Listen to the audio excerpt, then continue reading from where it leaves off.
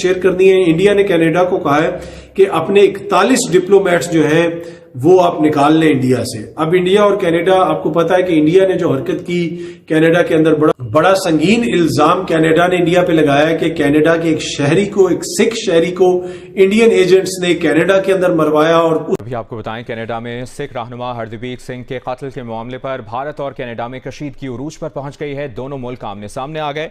भारत ने कनाडा से 40 सिफारतकारों को वापस बुलाने का कह दिया है। बरतानवी अखबार फाइनेंशियल टाइम्स की रिपोर्ट के मुताबिक भारत की जानिब से कनाडा के सिफारतकारों को भारत छोड़ने के लिए 10 अक्टूबर तक की तारीख दी गई है। भारत ने 10 अक्टूबर के बाद कैनेडियन सिफारतकारों का इस्तिस्ना मनसूख करने की धमकी भी दे दी है। ट्रीट करो, यानी इंडिया ने फैसला किया है कि कनाडा के 40 से ज़्यादा डिप्लोमेट्स को किक आउट कर दिया जाए।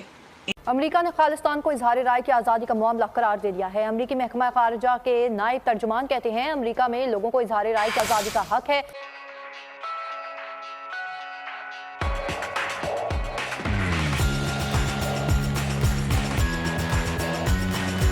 उसके बाद फिर दोनों ममालिक के ताल्लुकात में कशीदगी आ रही है। और अब जो है इंडिया ने कनाडा को कहा है कि आप अपने 41 डिप्लोमेट्स जो है वो निकाल लें। अगर उनको नहीं निकाला गया तो उनकी जो डिप्लोमेटिक इम्यूनिटी है उसको भी खत्म किया जा सकता है, उनके खिलाफ कोई कार्रवाई हो सकती है, उनको गिरफ्तार किया जा सकता है। इस किस्म की बातें हो रही हैं। अच्छा, अब ये इसके ऊपर एक बहस चल रही है कि इंडिया की इकोनॉमी बहुत बड़ी है, इंडिया अमेरिका के लिए बड़ा इंपॉर्टेंट है, इंडिया बरतानिया के लिए बड़ा इंपॉर्टेंट है, यूरोपीय यूनियन के लिए बड़ा इंपॉर्टेंट है, ऑस्ट्रेलिया के लिए बड़ा इंपॉर्टेंट है, जापान के लिए बड़ा इंपॉर्टेंट है।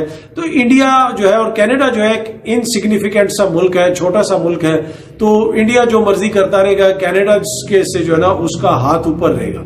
यहां पे मैं थोड़ा सा जो ना हम्बली डिफर करूंगा।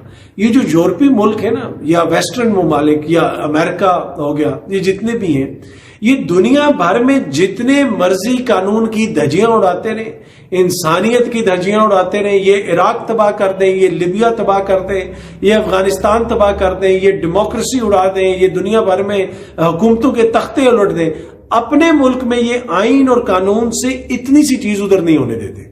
और यही इनकी तरक्की का और यही इनकी कामयाबी का राज है। अब जो कनाडा में हुआ है, अगर कोई ये समझता है कि कनाडा के साथ अमेरिका नहीं खड़ा होगा या दीगर वो ममालिक, नहीं नहीं नहीं, ये आपकी भूल है। तो ये जो तासुर है कि जनाब इंडिया बहुत बड़ी इकोनॉमी है तो वो कनाडा जो है उसके आगे कुछ नहीं कर सकेगा, नहीं, आप देखेंगे आहिस्ता आहिस्ता ये सारे ममालिक जो है कनाडा के पीछे खड़े हो जाएंगे और इंडिया के लिए बड़ी मुश्किलात होंगी। और जिस तरह मैंने पहले भी अर्ज की कि दूसरे के मुल्क में ये जो मर्जी करते रहे, अपने सॉइल के ऊपर ये कानून की खिलाफ वर्जी नहीं होने देते, उसको ये अपने मुल्क के आइन के लिए, कानून के लिए, सोशल ऑर्डर के लिए खतरा समझते हैं, इंतहाई संगीन खतरा समझते हैं। अगर इनके अपने मुल्क के अंदर आइन और कानून की किसी तरीके से खिलाफ वर्जी हो तो उसको ये कतन बर्दाश्त नहीं करते। और ये जो जितना भी ब्लॉक है, ये जो वेस्टर्न ब्लॉक है और उनके जो इत्तेहादी हैं, ये इनमें बड़ी एक इंपॉर्टेंट, ये इनके अंदर जिसे आप कह सकते हैं एक तरह से खूबी आप कह लें, या इनके अंदर एक ये इस चीज के ऊपर इत्तेफाक है कि अपने ममालिक के अंदर जनाब ये आइन और कानून नहीं तोड़ने देते। आप देख लें हमारे अल्ताफ हुसैन साहब है, उनके ऊपर पाकिस्तान में किस किस्म के मुकदमात हैं। जब वहां पे इल्जाम लगा कि वहां पे कोई छोटी सी चीज हुई या कुछ हुआ तो फिर उनके खिलाफ कार्रवाई हुई, वो आगे चीजें बढ़ी या नहीं बढ़ी। इसी तरह कोई भी चीज हो, इधर जो मर्जी ये करते रहे दूसरे ममालिक के अंदर, अपने ममालिक के अंदर ये कतन बर्दाश्त नहीं करते। और इंडिया जो है मेरे ख्याल में वो थोड़ा सा अपने आप को ओवर एस्टिमेट कर रहा है। जहां पे जो इतनी वो खुशहाली की बातें कर रहे हैं, इतना वो खुशहाल है नहीं है। वहां पे जितनी पाकिस्तान की आबादी है उससे ज्यादा लोग तो रोज भूखे सोते हैं और इसमें हमें कोई खुशी की बात नहीं है। जिधर भी इंसान तकलीफ में, हमें तकलीफ होती है, लेकिन जिस किस्म का उनके वो पोर्ट्रे करते हैं ना कि जैसे वो कोई सुपर पावर बन गए, नहीं, वो कोई ऐसी कोई बात नहीं है। इंडिया के महदूद वसाइल हैं, महदूद उसकी रिसोर्सेज हैं, और रिसोर्सेज इसलिए मैं कह रहा हूं महदूद हैं कि बिलियन प्लस की पॉपुलेशन है। और जिस इंडिया से अब ये एक बहुत बड़ी डेवलपमेंट इसलिए है कि ये इंडिया की विन विन पोजीशन है। इंडिया की एक ऐसी सिचुएशन है कि जिसमें एक बड़ी जंग हमने देखी इंडिया और कनाडा के बीच, जो कि अल्फाज की जंग थी, डिप्लोमेटिक आप कह सकते हैं इसको, एक लड़ाई चल रही थी डिस्प्यूट पे। और उसके बाद अब इस इंडिया के इस स्टेप से, इस स्टेटमेंट से ये नज़र आ रहा है कि ये इंडिया ये जंग जीत गया हुआ। तो दूसरी तरफ हमने ये देखा कि उसका जवाब इंडिया की तरफ से उससे भी ज़्यादा टफ दिया गया। तो ये स्टार्ट से स्ट्रेटजी रही है इंडिया की इस डिस्प्यूट के दरमियान कि इसमें हल्के नहीं होना, इसमें नीचे नहीं बैठना, क्योंकि ये मामला है उनके मुल्क की उस इत्तेहाद का, उस यूनिटी का, या वो इसको ऐसे देख रहे हैं कि ये तो एक अलहदगी पसंद तरीके चलाने की कोशिश करें, ये तो मुल्क को तोड़ने की, तबाह करने की कोशिशें हो रही हैं। और जो वहाँ पर कनाडा में जो खालिस्तान की एक वो बनी और खालिस्तानियों की जो वहाँ पर इस वक्त सिचुएशन है, तो उसमें शायद वो ये समझते हैं कि अगर इस वक्त हम आराम से बैठ गए या इसको सख्ती से ना लिया तो फिर ये आगे चल के हमारे लिए मुश्किल पैदा कर सकता है, क्योंकि इंडिया के अंदर सिखों की एक बड़ी तादाद है, और सिर्फ इंडिया के अंदर ही नहीं बल्कि पूरी दुनिया में जितने कंट्रीज़ हैं वहाँ पर सिख कम्युनिटी की एक बड़ी तादाद मौजूद है।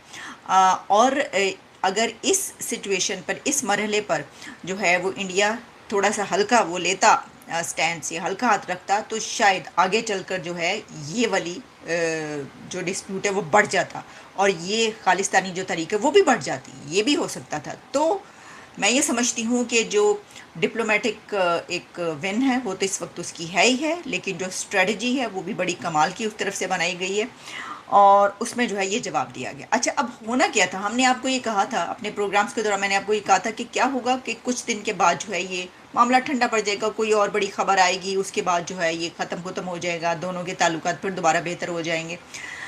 और उसके बाद जब डॉक्टर जयशंकर जो हैं वो अमेरिका गए तो वहाँ पर मैंने आपको ये बताया, ये प्रोग्राम भी किया कि उसमें ना तो जो सेक्रेटरी स्टेट ब्लिंकन हैं उन्होंने कोई ऐसी बात की, जब वो दोनों सामने आए प्रेस के सामने दोनों तरफ से कई एक बातें की गई, G20 से लेकर क्या क्या बात की गई, लेकिन कनाडा के मामले पर कोई बात ही नहीं की गई। लेकिन ये कहा गया कि बात हुई है, और उसके बाद खबर ये आई कि डॉक्टर जयशंकर ने कहा कि उन्होंने अपने रिजर्वेशन से, उन्होंने अपनी कनाडा के ऊपर जो भी है वो उनको बताया है, और उसके बाद अब ये खबर आ रही है। तो इससे क्या पता चलता है आपको? इससे साफ जाहिर है कि जो इंडिया है उसने वहाँ पर ये कहा है कि नहीं, इसमें जो है आपको साथ देना पड़ेगा। और अगर कनाडा का साथ दिया गया, और मैं ये समझती हूँ कि अगर कोई और कंट्री भी कनाडा का इस वक्त साथ देता इंडिया के बजाय, तो इंडिया की उस कंट्री के लिए भी बड़ा सख्त स्टैंड होता, और वो उसको भी ऐसे ही लेते और कहते कि अच्छा ये बात है कि कोई हमारे कंट्री के ख़िलाफ़ वहाँ पर जो है वो उनको तोड़ने की कोशिश की जा रही है, और हमारे जो हैं वो हिस्से बखरे करने की वहाँ पे कोशिश हो रही है, और ये एक तरीक़ चल रही है, तो तुम लोग उसका साथ दे रहे हो, तो फिर हम ऐसा करेंगे कि तुम्हारे साथ भी वैसे ही हमारा स्टैंड होगा। तो मुझे ऐसा लगता है कि इस वक्त अगर अमेरिका की हम बात करें या हम मगरिब की बात करें, वेस्ट की बात करें, तो ऐसी कोई है नहीं हालात कि वो इंडिया के ख़िलाफ़ जाएँ।